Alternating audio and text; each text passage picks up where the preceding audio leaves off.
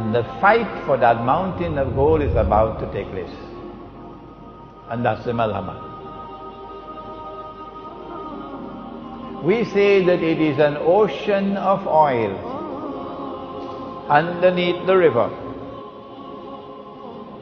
which one day is destined to function as gold.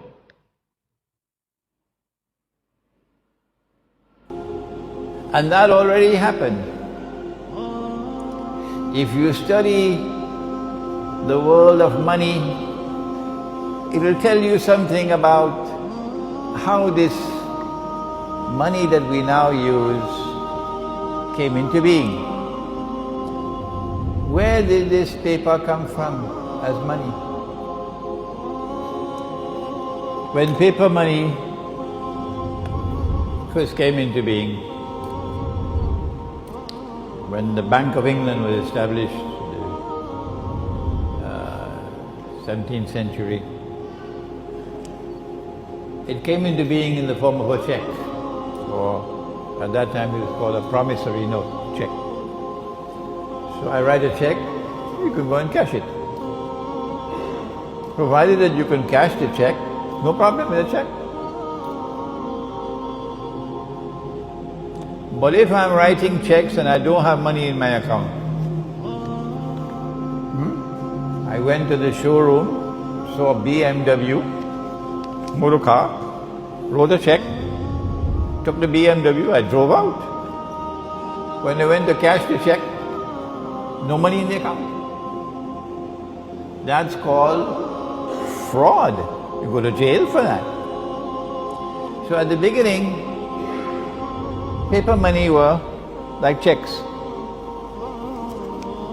The problem was that the bank that was issuing the paper would sometimes issue more checks than they had cash. Cheating. And hoping and pray that everybody would not come to cash the check at the same time. So if someone comes to cash the check, they don't have the money, they will say the machine not working, or so can you come back? Yeah? So the bank would not burst. But sometimes it doesn't work and the whole thing collapses. That's what happened with the Bank of England.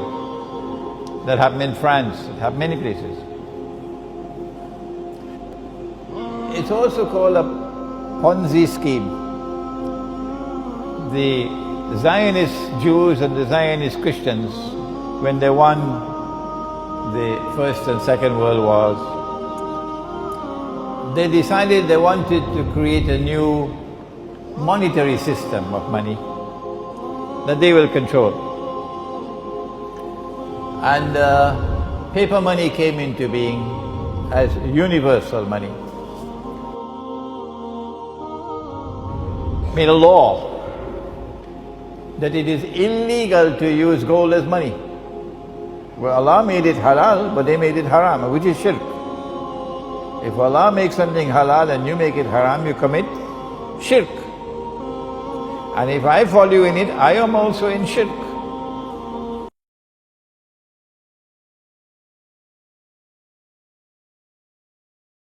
Good system. And they agreed that in order to have it's called a fig leaf to hide the shame, they will take one paper money, only one, and you could cash it for gold. It's called redeeming in gold. And because they wanted the United States to become the new ruling state in the world, replacing Britain, they chose the US dollar. So at Bretton Woods in 1944, the United States formally replaced Britain, and Pax America formally replaced Pax Americana. When the US dollar was chosen, that only this paper could be cashed. And the rate was 35 US dollars. When you cash it, you get 1 ounce of gold. But that was only a fig leaf. The rest of the world of paper money was only paper. You could convert it to US dollars. So when you ask, what is the value of the Malaysian ringgit? No one will say, well, the Malaysian ringgit is worth so many Pakistani rupees. Huh? Or the Malaysian ringgit is worth so many Bangladeshi taka. No! Malaysian ringgit is worth so many US dollars. Huh? Because all the rest of the paper money in the world must now make sajda before the US dollar. Good. The problem was that the law permitted you, if you were a central bank, the law permitted you to take the US dollars and ask the American government to give me the gold. The law permitted it. And only one leader in the world, and he was Muslim, General Charles de Gaulle.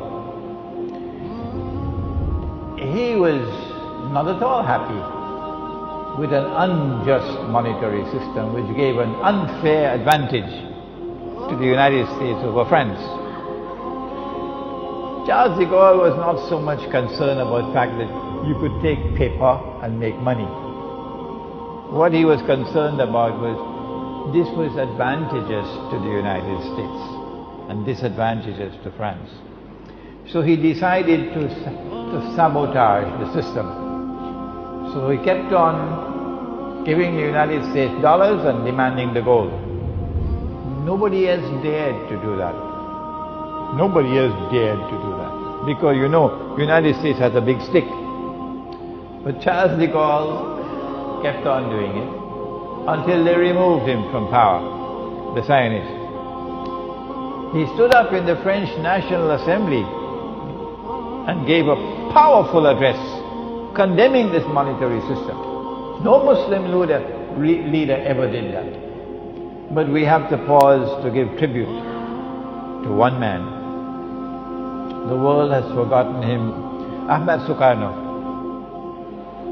One man, only one, in the whole world of Islam, only one. And Ahmad Sukarno, who today is forgotten even by his own people. He was so against this monetary system that he took Indonesia out of the IMF.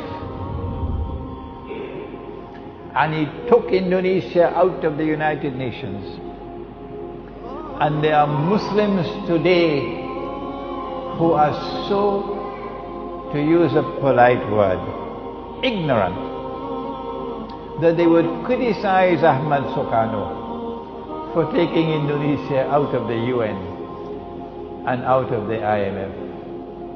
But Imran Hussein says this is the one leader that the world of Islam could be proud about. Finally, in September 1971, after Charles de Gaulle had been removed, the French government again went to the United States with US dollars and demanded the gold. But now the United States realized that the game was up. They had printed too much paper and they didn't have the gold. Normally you should send the United States to jail. But who can do that? Huh? So what Richard Nixon did was to, Sunday morning, announce to the world, we gave our word, but we don't have to keep our word. That's America. We gave our word that we would redeem US dollars for gold. But we don't have to keep our word. We're not going to do it anymore. So now, no currency, no paper in the world, none, can be cashed. You just write checks and that will be your money. Who could write the most checks without the most money? Huh? So get a checkbook and start writing checks. The problem is, if you have an American checkbook or a French checkbook,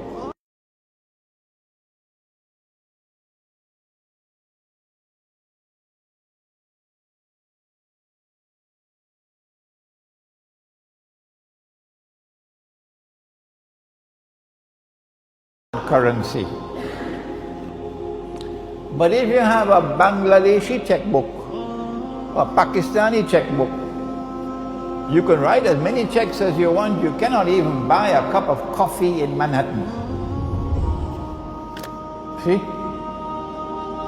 So now you have a bogus monetary system which gives to the enemies of Islam the capacity to make as much money as they want by simply writing checks, so let the donkeys in the world accept the checks. You don't have to work anymore to get money. No! In a world filled with donkeys, all you have to do is write checks. You could buy all the oil of Saudi Arabia free of charge. All you have to do is to get paper and pen and write checks. But this is a risk you're taking, because it's a house of cards. It could collapse. Once you had the gold, you had some security. But now the gold is no longer there. So from 1971 to 1973, they're searching for something to keep the house of cards strong.